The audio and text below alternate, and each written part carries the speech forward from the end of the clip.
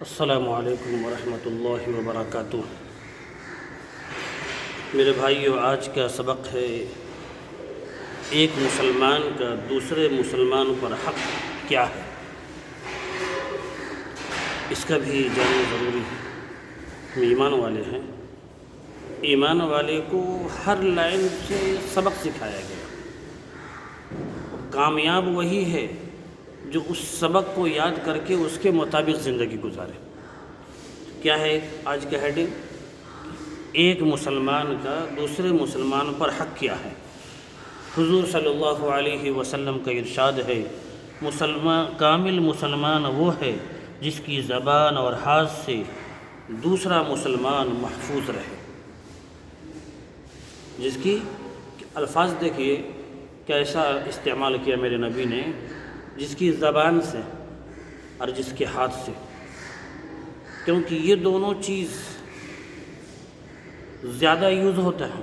Number ایک، اب جو معاشرے میں ہے، جیسے شکایت، ایک مسلمان کی شکایت کر رہے ہیں زبان سے، غیبت کر رہے ہیں، چغل خوری کر رہے ہیں جی وغیرہ وغیرہ، یعنی زبان سے، اور ہاتھ سے ظلم، مار رہے ہیں، سامان چھین رہے ہیں وغیرہ وغیرہ۔ تو ہاتھ سے اور زبان سے یہ بہت اہم چیز ہے۔ مومن وہ ہے لوگوں کو اس کی طرف سے اپنے جان اور مال کا کوئی خطرہ نہ ہو۔ کامل مومن وہ ہے کہ لوگوں کو، یعنی دوسرے مسلمان کو، اس شخص سے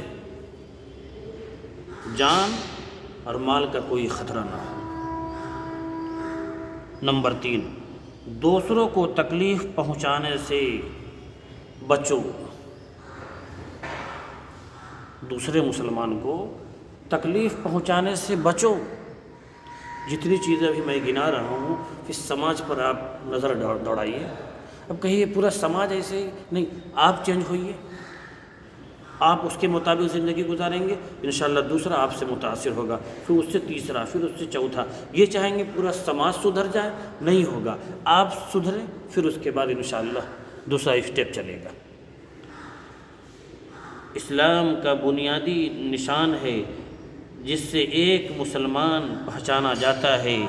جس طرح کسی مسلمان کو ایذا رسانی سے بچنا مسلمانوں کے لیے ضروری ہے، اسی طرح کسی غیر مسلم کو بھی بلا وجہ پریشان کرنا یا تکلیف پہنچانا حرام ہے۔ ابھی تو ایک مسلمان دوسرے مسلمان کا ہے، کیا فرمایا؟ اس کا مطلب یہ نہیں کہ غیر مسلموں کو یا دوسرے برادران وطن کو پریشان کرنا ہے، وہ بھی بلا وجہ کرنا حرام ہے، وہ اس کی بھی اجازت نہیں ہے۔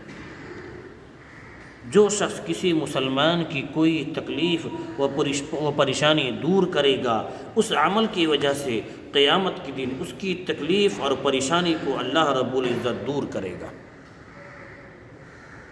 کہیں بھی کوئی پریشان نہ ہو، جتنی صلاحیت آپ کے اندر ہو، وقت کی ضرورت ہو وقت لگا دے، مال کی ضرورت ہو مال لگا دے، سہارے کی ضرورت ہو سہارے، یعنی کسی بھی اینگل سے اس کے مدد کریں گے۔ فائدہ دنیاوی فائدہ جو ہے، کل قیامت کے دن جب کوئی پوچھنے والا نہیں ہوگا، اللہ رب العزت اس شخص کی تکلیف اور پریشانی کو دور کرے گا۔ کون نہیں چاہتا کہ قیامت کے دن آرام ہو میرے لیے؟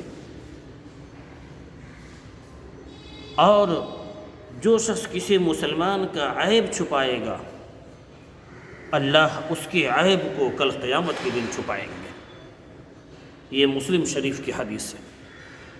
اس تعلق سے بھی دیکھ لیجئے ہمارے سماج میں عیب تلاش کرتے ہیں۔ چیز ہے کہ کسی کے اندر عیب ہو تو چھپانے کے بارے میں کہا جا رہا ہے۔ فائدہ وہ تو متاثر ہوگا، جو ہوگا ہوگا، لیکن کل قیامت کے دن آپ نے جو غلطی کی ہوگی، جو عیب والی کام کیا ہوگا، اللہ رب العزت لوگوں کے سامنے شرمندہ نہیں کریں گے، یہ اچھا یا وہ اچھا۔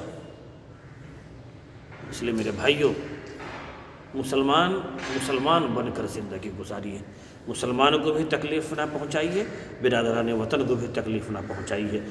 غیبت نہیں کیجیے، عیب چھپائیے۔ اگر کوئی پریشان کر رہا ہے، کوشش کرے کہ اس کو پریشانی سے روک دیا جائے۔ سمجھا کر بتا کر مشورہ کر کے سماج میں کسی طریقے سے یہ کام کیجئے، اپوزٹ والے کام سے بچیے۔ اللہ رب العزت ہمیں بھی کامل ایمان والا بنائے، آمین یا رب العالمین۔ وآخر دعوانا الحمدللہ رب العالمین۔